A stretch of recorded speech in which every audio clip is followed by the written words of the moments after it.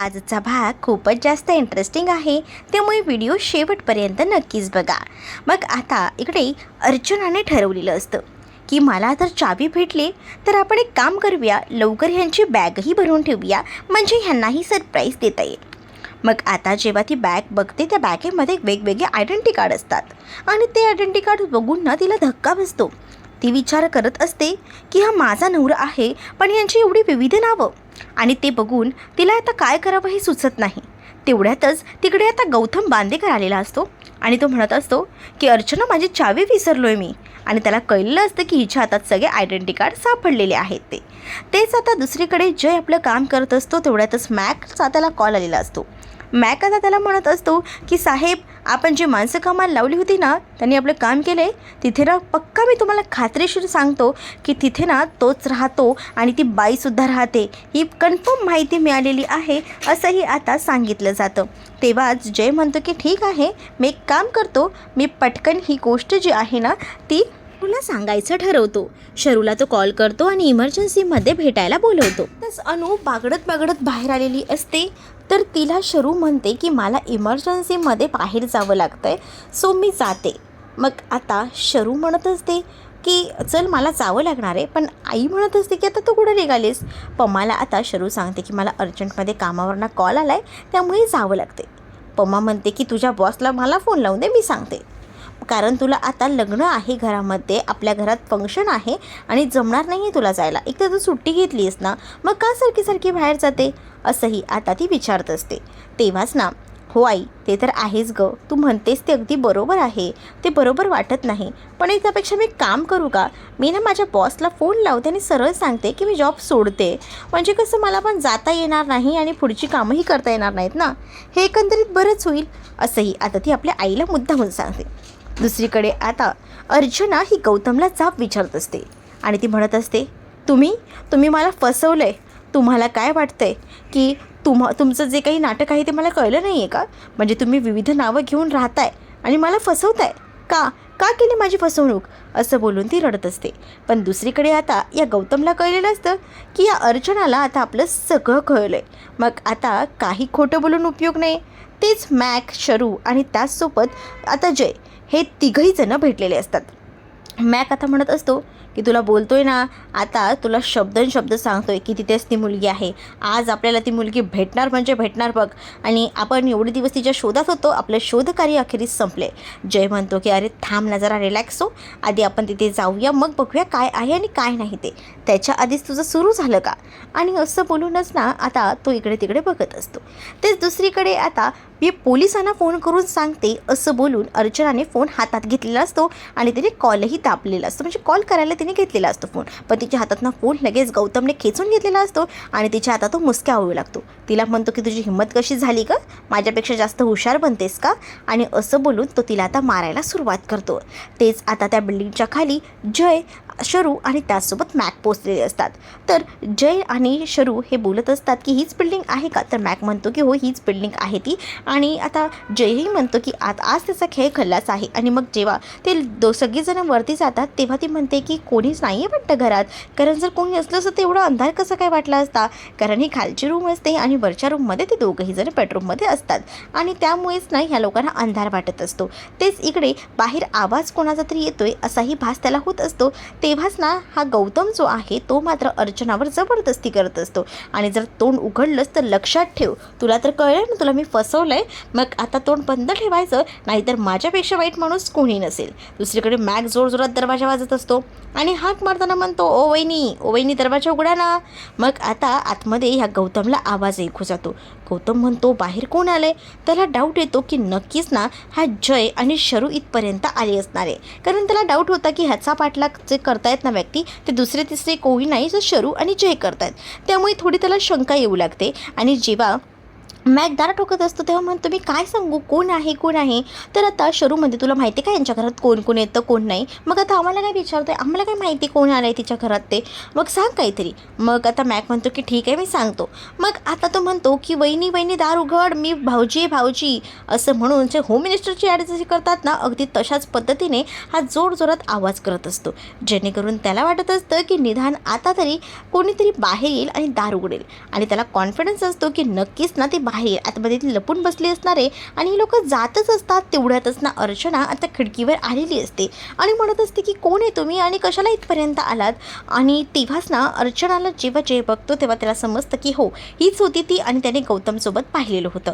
आणि अर्चनाला बघून मात्र आता शरू जी आहे ती चकित पडलेली असते आणि ती म्हणत असते की तू इथे आणि मग तू काय करतेस अर्चनाताई इथे. मग अर्चना म्हणते की हे माझं घर आहे तर मीच असणार आहे ना आणि तू तू इथे काय करतेस. तेव्हाच ती म्हणते की आम्हाला असं कळलं की इथे गौतम बांदेकर राहतो. तेव्हा ती म्हणते गौतम बांदेकर नाही आहे इथे कोणीही गौतम बांदेकर वगैरे राहत नाही असं तर तिने ठामपणे सांगितलेलं असतं. तेव्हाच गौतम बांदेकर इथे राहत नाही मग कोण राहतं इथे.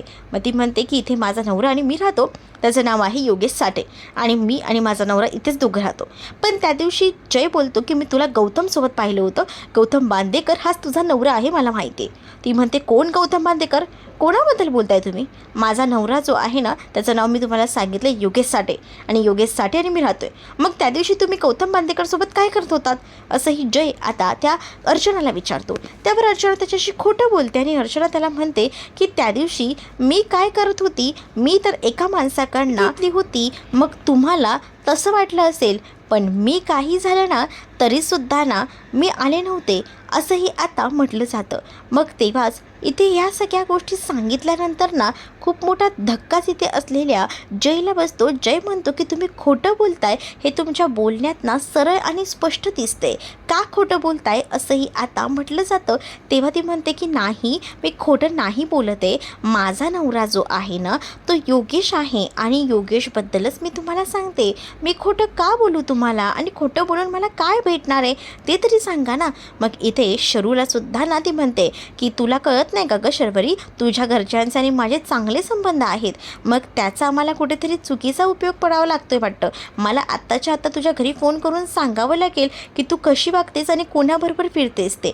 मग आता शरू थोडी घाबरते आणि शरू म्हणते की सॉरी पण तुझा काहीतरी गैरसमज होतोय सहज मग मी म्हणून आम्ही विचारायला आलो होतो की इथे गौतम बांदेकर राहतो का. आता ही बाई खूप मोठा इश्यू करते हे मात्र आता जयला कळलेलं असतं. जय म्हणतो की ह्या खोटं बोलतायत मी सांगतोय ना मी तुम्हाला म्हणतोय की ह्या खोटं बोलतायत कारण मी स्वतः ह्यांना गौतमसोबत पाहिलंय. पण दुसरीकडे मॅक जो आहे ना तो आता व्हिडिओ बनवत असतो कारण का तिचा चेहरा बरोबर त्याच्या लक्षात राहायला हवा यासाठी त्याचं आता हे सगळं काही सुरू असतं. तो व्हिडिओ वगैरे बनवतो आणि त्यानंतर दुसरीकडे मात्र गौतम खुश असतो.